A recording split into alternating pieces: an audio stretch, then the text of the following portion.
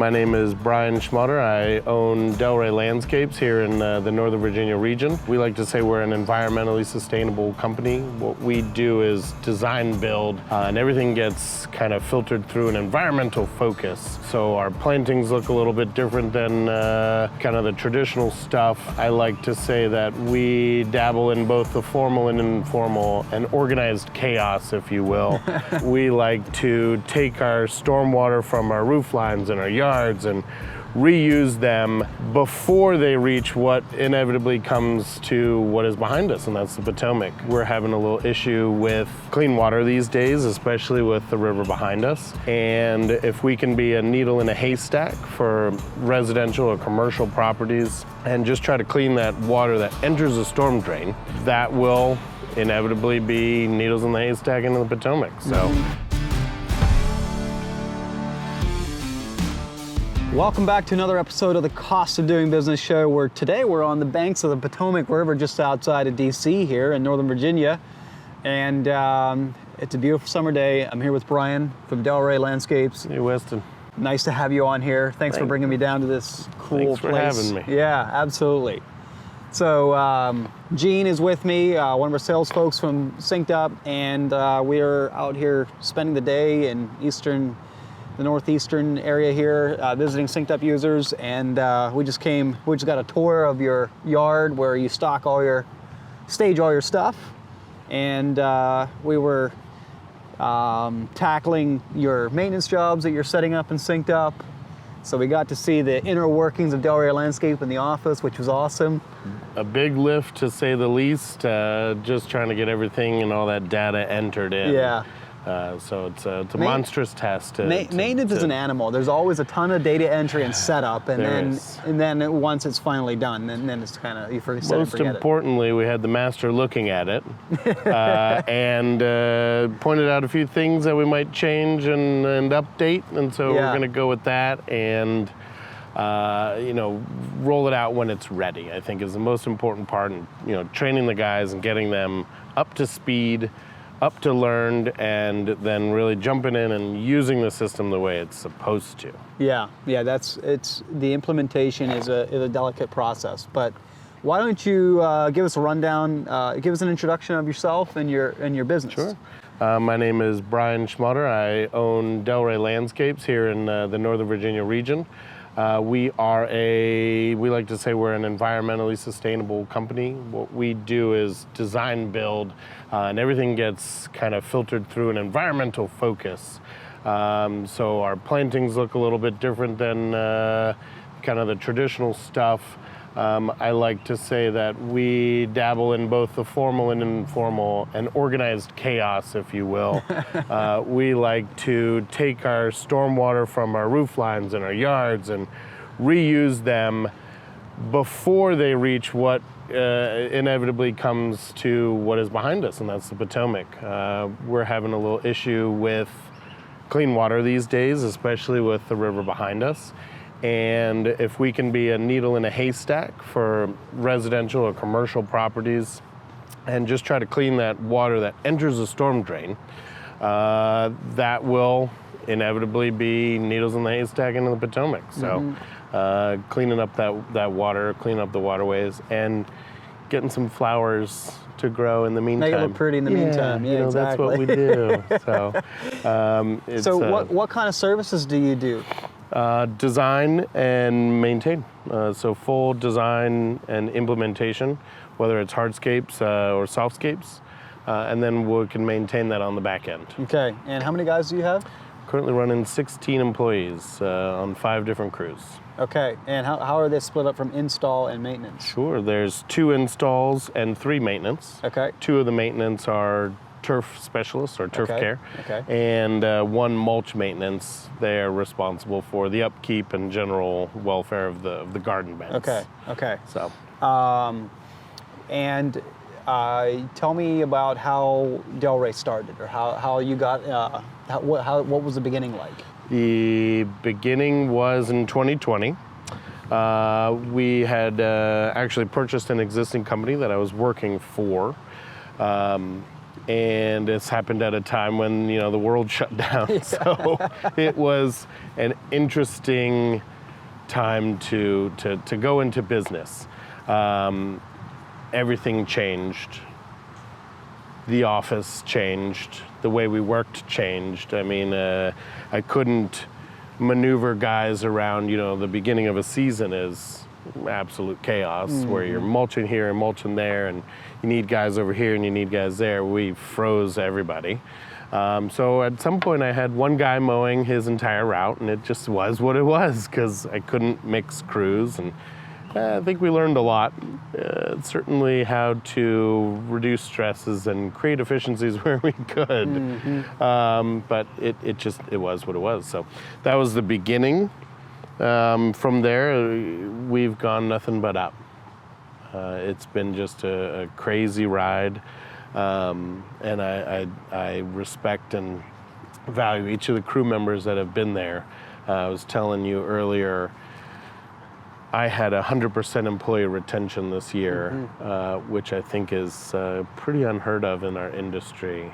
So I'm either doing something absolutely crazy or being taken advantage of completely. So time will tell, I guess. We'll give it a few more years, but I like to think that taking a little interest in the employees and kind of what they want in their thoughts and processes, and just involving them in both the business and a personal life, just really sets the expectation on an employee-employer relationship. So I don't technically call myself the boss. I don't like it. I just say my job is to develop and organize jobs for you guys to complete, and you have jobs that other people complete. So we're all a big team. No, it's so I give them all the credit in the servant world. leadership. Oh, yeah. What did your growth ramp look like? Like, what revenue was 2020, and what was that ramp?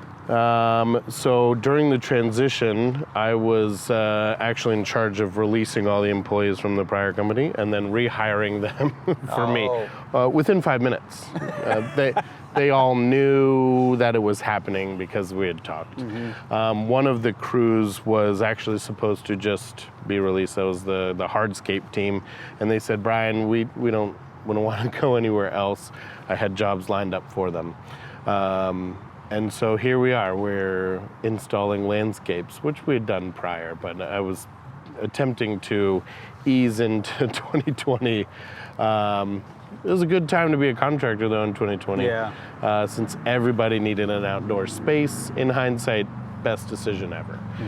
So revenue-wise, we went from 684 in 2020 to about 1.1 in 2022. With an 895 in the middle. So whatever that equates to, it's almost doubled in 3 years, which is kind of insane. Yeah, it's when you grow that quickly, doubling in 3 years. I mean, you're typically breaking systems and processes that used to work.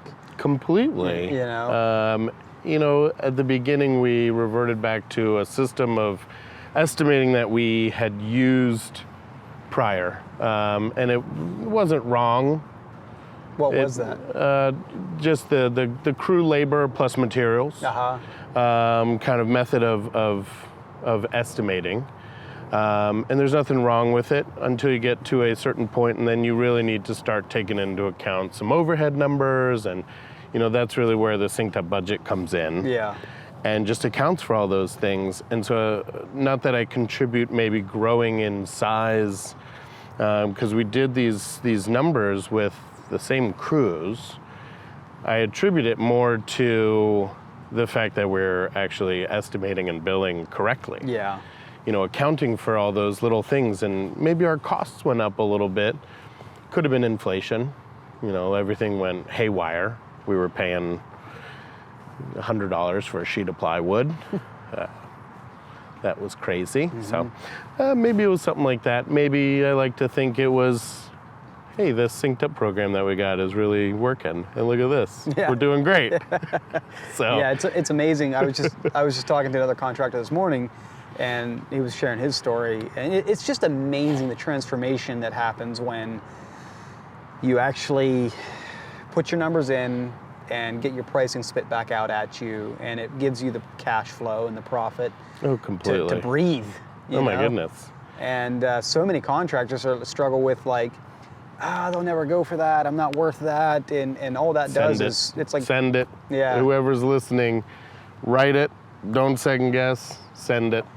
And then, do it. And then just send as many as possible to qualified leads to, Well, that's half the battle. Yeah, exactly. And you know what? It's better to do 10% margins on this job than 5% margins on twice as many. That's right. So yeah, you take your pick which you'd rather do. Yeah. Not only that, but time and time again, I find that everyone is here. Everyone's at the same price level, price point. Trying to qualify those leads is always a good thing. And there's as much profit to be gained out of making your crew as efficient as possible as there is in getting your numbers right. What I mean by that is, let's say you get your numbers right and you double your net profit. If you focus on efficiency and making sure that every hour they're on payroll is towards something producing billable revenue, instead of running 3 guys in the truck to go get 2 tons of stone, Yeah. Especially around here. You've met the Beltway today. Yeah, exactly. It's brutal. That is another way that you can double your net profit yet again doing that. Easily. And 10% net profit is like a bottom, like that's minimum for me, And unfortunately, I love those 20s. Yeah, exactly. Well, believe me. Yeah. Unfortunately, the industry tends to hover more around the single digits, and all of these contractors that are out here like undercutting your pricing, there's 2 ways to do that. Either run a more efficient, more overhead efficient company. That's one way you can compete on pricing, or you're just kidding yourself. Correct. And there will be a reckoning. Well, I find that those single-digit companies, the profit companies, are either massively large, so the single digits are actually huge amounts of profit, or, like you said, you're just kidding yourself. Yeah. Which is not a good place to be when you're small and upcoming, young business. You want to know that, hey, the money is there. Yeah. The money will be there. And it's so brittle and fragile when you're in that position, because one customer that doesn't pay or one deposit, whatever, like it can wipe you out. Sure. With my, let's say, unique clientele that are looking for the services that I kind of offer, which is not your everyday run-of-the-mill boxwood. We draw a certain aesthetic, certain people. Sure. I try to make sure they're not going to run off on the bills, even the ones that are just doing kind of a spring cleanup, a mulch.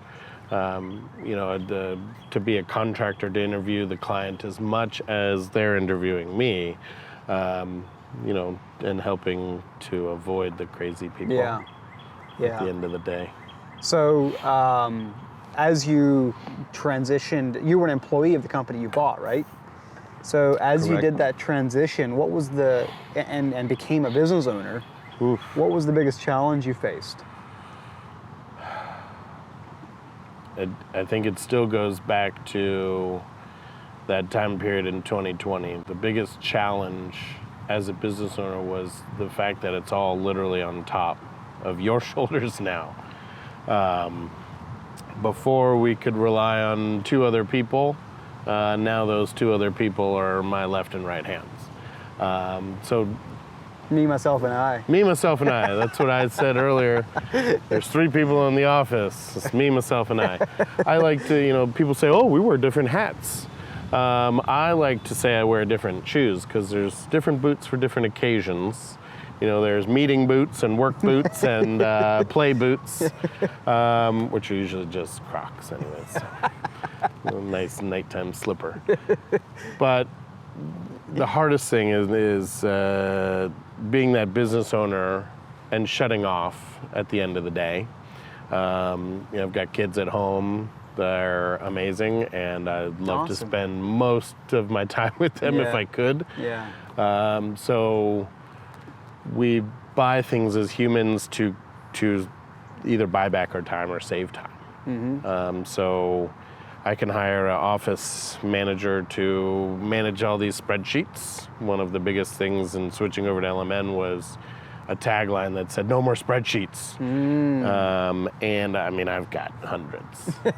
I'm sure people are laughing right now. They're yep, I know. I've got hundreds too. The idea that I could streamline and get all of that data into one location and then have the whole team access the same location, collective brain, if you will, and just have me not be the bottleneck. That's something I'm willing to spend money on. Why wouldn't I? It saves tons of time. Let's do that. So enter SynkedUP. Yeah. And now so we're here. How long ago did you start with LMN? Right in the gut. It should have been 2020, summer of 2020. So right there in the beginning when you were... Yeah, I realized like, hey, everything's changed. I need software. Let's do LMN. It might have been 2021. Don't quote me on that. Okay. And why did you switch? It's a dinosaur. Sorry, don't sue me. It didn't fit the needs that I had wanted and thought of in a technology company. User interface kind of seemed more MS-DOS and less user-friendly. Everything was confusing and convoluted, and in order to do one thing, you had to click one button and make sure that it was pressed. I called help desk and asked, how do I schedule? I wrote an estimate, somebody approved it. How do I put it on the schedule? And they said, download it to a PDF, go into the time side, and upload it. This is their help desk, so that's miserable. You know, and I want to, be fair. Like every software has their thing that they were built to do, right? Sure. That they're excellent at, and they all serve a purpose. LMN has saved a lot of businesses with their budgeting and estimating, and they've done a lot of good things. And that probably was part of the reason for such a good jump between 20 and 21. Sure, because you had a budget through LMN. Oh yeah, it was great. And it had a tremendous value in that. Incredible value. Yeah. And so I'm not trying to knock LMN, but once I got past that and I did the estimates and I did the templates and I did the production rates and here we are and okay, I'm ready for the next step. And it was like, boom, a wall. I was like, okay. So I was telling you the story earlier, found the Site One meeting where you were giving a presentation and I saw, hey, do you need to run this, you have an approved job, you need to run it onto the schedule, you just click and drag. Oh my God, I don't have to download and upload? I'll do that. So here we are, we're with SynkedUP. I told a couple people I was making the jump and this was mid-year, it was June. I remember talking and Weston had graciously offered what can I do to close the business today, Brian? And this and that. And I said, don't worry, man, I'm coming, just give me a minute.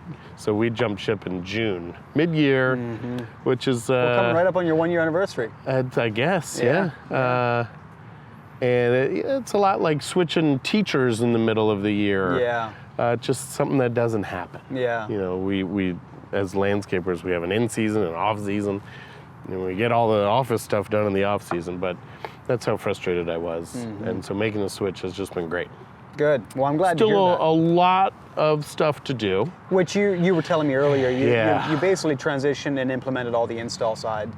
Pretty much. But the maintenance is what you were still setting up. I'm making sure that it's perfect because my spreadsheet system, I know it like the back of my hand. We built it. I can tell you where everything is. And to go in mid-season into something that I'm not sure of I want to make sure I'm getting it right, which is, I guess, part of the reason you're here. And you helped me put together the rest of the maintenance package and pointed out a few things that we need to go back and change. And while that's kind of labor loss, but we get paid in more ways than money, right? We get paid in experience. So call it a learning lesson. Water under the bridge. Hey. Yeah. And you know, keep it moving forward always. Yeah. So another question I like to ask, just because it leads to so much great conversation, is what is the best advice you've ever been given? This actually probably comes from the former business owner and my brother, who just said, streamline what you do. And this goes for an industry as a whole, for everybody out there listening. And that was streamline and just pick what you want to do. Don't be everything.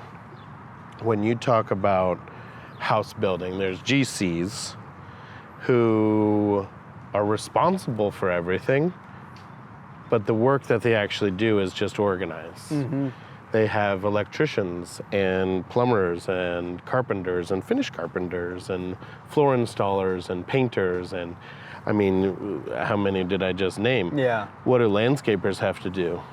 Aerate, overseed, turf care, mowing, install, tree removal, hedge trimming, retaining wall, hardscape, softscape. You see it on the back of the truck all the time. And so when I started in 2020, I actually just removed all that and just said, we're focusing on these two avenues, which is design, build, and maintenance. And I've just streamlined those processes. You know, people call and say, can you tree trim? No. You know, so eventually they just, if they don't see it on the website or listed as a service on the back of the truck, it's not an offering we're willing to take. Yeah. Now I still work with a bunch of great local companies, much like a GC would. Hey, do you do electric, Mr. GC? No, but I have a sub. So same idea with landscape, and it served me well. I find myself on a couple lists in the area. These are not like top 100 or top 50, just these are affiliations and people that I want to associate myself with, and people find me through that.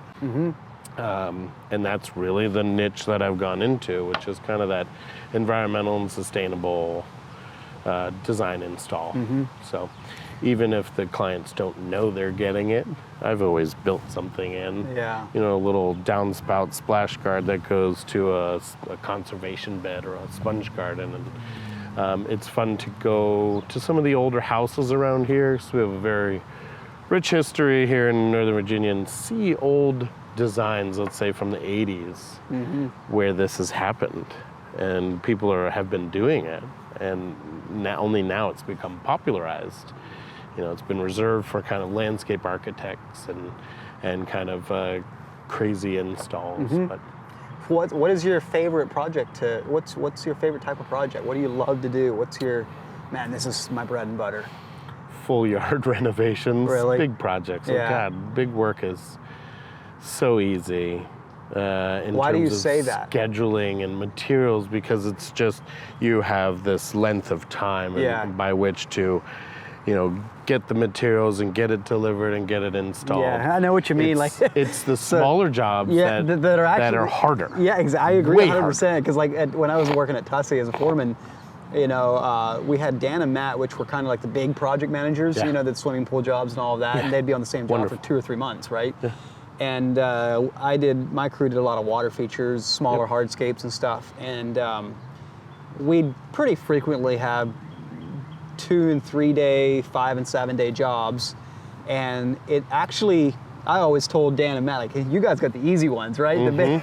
Because you screw up a logistics or an order, or you forget to bring your stone or something on a small job. You can make it up. I mean, you're screwed. Like, now you're gonna make a 3 day job a 4 day job. No, it's just complete labor loss. Whereas on a big job, we'll get it tomorrow, Oh, yeah. Yeah, it's always the little ones. I mean... it's just more logistics in a shorter span of time.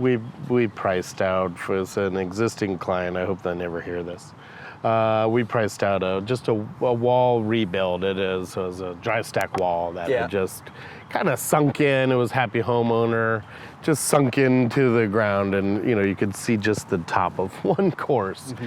And they knew there were 2 courses under there, so here we go. Here's a half day of labor. 3 days later. Yeah. It was just, 3 visits. Let's call them 3 half days. So a day and a half of labor. I'm just like, you know what? These clients are the best. They're very patient. We do plenty of other work. So it was awful. Yeah. It was just awful to oh my God, I'm going back. We're going back again. Well, speaking of going back, if you could go back to the beginning, what is one thing you would do different? Definitely just starting with that budget. If there's a person out there listening that is thinking of starting the business, go to your local SBA. That's something I did at the very beginning. I had gone to business school, so I was very comfortable in writing pro forma financial statements and dealing with P&Ls and balance sheets and all that. But go get yourself that business knowledge. Go to the SBA and write yourself a business plan. Go get one of these SynkedUP budgets. Use that investment money to get SynkedUP as a tool, or just run through the budget. It just tells you what you need to do to charge and make money. And just for you listening, we have a free version of the budgeting tool right on our website. Even better. So if you're getting started, what I'm saying, the point I'm making is there's no reason to not follow your advice. It's not like you have to shell out money. Even if you have nothing, but you have time, go on there, go on the website and build your budget, and it'll tell you just basically building a budget. I know that's not a glitzy term. Oh. It's like, what do you mean, budget? But it is literally the base. It is. It's literally what it is, practically speaking, is just an exercise of plugging in all of your expenses for labor, materials, overhead, and then you flip over onto the last tab and it shows you, bingo, here's your pricing. Yeah. Here's your markups, here's your man-hour rate, here's everything. And then you can go quote your jobs based on those markups and margins and man-hour rates, and you'll be good. And keeping your pricing in line with where it needs to be so that you can actually earn a profit is all it really is making sure that your budget is up to date with reality, meaning say you go buy a new truck, go back to your budget, plug that truck in, and guess what? Your man-hour rate's going to Somebody's got to pay for that truck. truck. Exactly. You can't just grow your business and increase your overhead expenses without updating your budget, because what happens is every time you price a job, it's based on your budget. And if your budget's out of date, that means your pricing on your quote is also out of date. Correct. I had a friend that grew really quickly. He grew from $800,000 in one summer to 1.6 inside of a year. But he never updated his budget in those 8-10 months. And so he was sending quotes out based on an $800,000 company's budget when he was paying for the overhead of a $1.6 million company. Yeah, I'm sure he's added a few trucks in there. Yeah, exactly. And guess what? He ran out of cash. Yeah. Because so really it's just a game. It's not, I know it sounds like, oh, let me go call my accountant that can help me figure this out. No, it's not that hard. It's basically just going through a form and plugging in all your expenses. It's like a bigger version of balancing a checkbook or a home budget. Yeah, and it's like then monthly or at least quarterly, go back and look at your budget and compare what you had in there with what you're actually spending. Right. So let's say you budgeted you're going to spend 20 grand in fuel this year, but it's June and you already spent 16,000. Well, that's you probably want to up that, because what can get you into trouble is if you're spending 30 grand on fuel, but you actually had budgeted 20. Guess who pays for that $10,000 difference? Profit. Yeah, and whose profit is that? Yeah. It's supposed to be yours. And if you're a single member LLC like me, I mean, that's your paycheck. Exactly. So and to that point, speaking of your paycheck, to that point, make sure you put an income in the budget for Yeah. you as an overhead expense. You know, Well, and so the fun thing that I like to do is I put myself in there, and then I add all the jobs that I also do, which is we said earlier, there's office staff, me, myself, and Yes. I. Oh yeah, I have a line item for office. even though you don't have it. Correct. Yeah. I'm paying myself to do So it. well, that's the thing. Oh, yeah. Like if you wear three hats, like if you, a lot of owner operators out there work a lot of long hours. Yeah.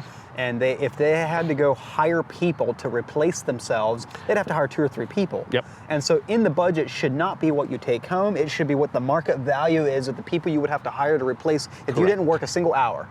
Correct. So if you need to hire an office admin and a project manager and a salesperson, all to replace what you do, together. and that's a $50,000 salary and a $70,000 salary and another $40,000 salary. Yeah, they It's add all up. those numbers together. Oh, yeah. Not whatever you take home. If you're like, oh, I can live on 50 grand a year, well, maybe you can, but If that's you not work what should 40 be in the hours a budget. week, but Yeah. if you're like most owner operators, if you're working 80 hours a week, yeah, you should be compensated for That's it. right. At least. Otherwise, the business has you for free. And then but then the transition is so easy. Then you're like, okay, you know what? This is crazy. Let's hire Yeah. an office admin. And if it's in your budget, it's like, it's no big deal. It's already there. It's The business already is there. already pricing its work as if it had it. Correct. So it doesn't feel like you're spending money you don't have. Exactly. Yeah. Yep. Yeah. Man, this is fun for me. It's all about those numbers, and setting that thing up at the beginning. Yeah. Is really the best way of going about business. What did you say earlier? The cost of doing business. Yeah. You can't afford not to do these things. Exactly.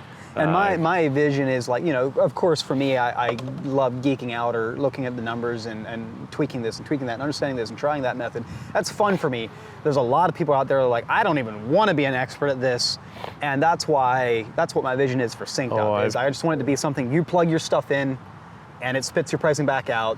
Then you compare your jobs, estimated versus actual. It tells you where you need to correct it. Correct. You don't have to be an expert at it. You don't have to understand how the math is happening. It's just plug in, read the data back out. That's all you need to know. Simple as that. Yeah.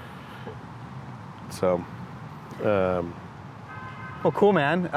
Where can people find you? Where can they learn more about your company, see your projects? we are DM you? on delraylandscapes.com. Okay. Instagram, same, Delray Landscapes. So this is with a plural. I didn't realize when we started Delray Landscapes, I'd have to really enunciate the right, S. right. So the little things you figure out. So. In branding. And then that's kind of the best way to get in touch with me. There's a phone number and an email address on there. And just give us a shout if what we do interests you, and we'll be happy to come take a look at the project. Sure. So one last thing and then we'll wrap it up. Sure. What's your favorite thing about SynkedUP been? Oh, just kind of watching the transformation of the business and how much easier it has gotten. I really like the idea of the production rates. We didn't even go in that. We're going to go off on a tangent now. Another 30 minutes. The ability to just click templates, put everything in there, has saved so much time. So that's the benefit, the saving time and building your estimates. Yeah, I guess my favorite thing of SynkedUP is that it saves me a whole bunch of time, which I get to then go back and spend doing the things I either need to do or want to do. Yeah. So. What's the most annoying thing? The thing that you don't like the most? About SynkedUP? Yeah. Or just general life? In SynkedUP.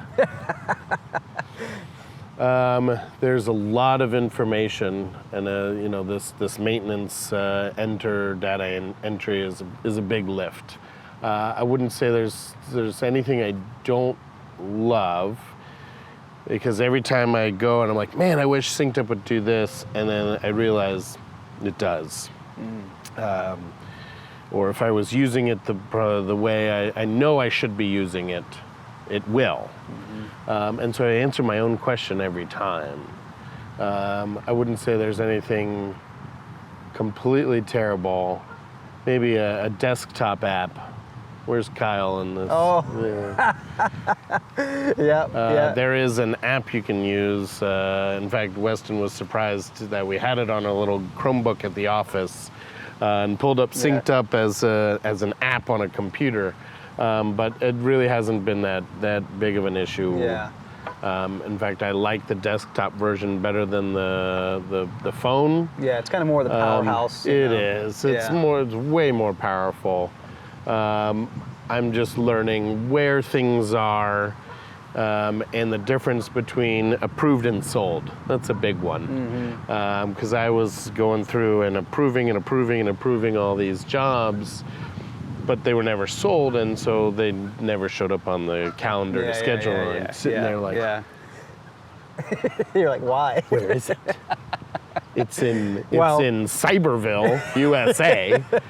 I have no idea where it's gone. It's not in estimates. And that's not in the calendar. And that's why we're there for you in the chat. Oh my gosh. Thank you, Kyle, because he found them immediately. They're not sold. Oh, thanks, Kyle. Look at that. It was so easy. In fact, the other day, what was I doing? I was writing an estimate. I added a work area. New work area. I priced it out inside the work area and then clicked save and it disappeared. Did you have a search term in this? I figured. Stephanie found it in 20 seconds. It was filtered out. I was texting her and the little chat and was like, where did it go? I found it right here. Just delete the search function. There you go. Oh, okay. It's no problem. The joys of getting down into the weeds of business, right? Yeah. Well, no, I didn't even think to look there. Yeah. So. Well, and the reason I ask you that is because I just want to be transparent. I want to know the reality. I don't want to sugarcoat anything, and I also want to know where we can improve. You know. So I'll be the first to let you know when I find something. You do that. How about that? So for anybody out there who's listening, SynkedUP is great. I've had nothing but positive things to say about it. I tell all my friends who don't listen, and you know what? Fine. I can't lead a horse to water. Yeah. And we'll leave them in the dust, soon enough. So. Yeah. Yeah. Well, thanks for putting your faith and trust in us, and giving me the few hours here today, and for allowing us to be a small part of your success. Thank you, Weston. I appreciate it. You're welcome. Thank you for building everything that you guys do, and look forward to many, many more years. Absolutely, together. dude. I can't wait. We're just getting started. Oh boy.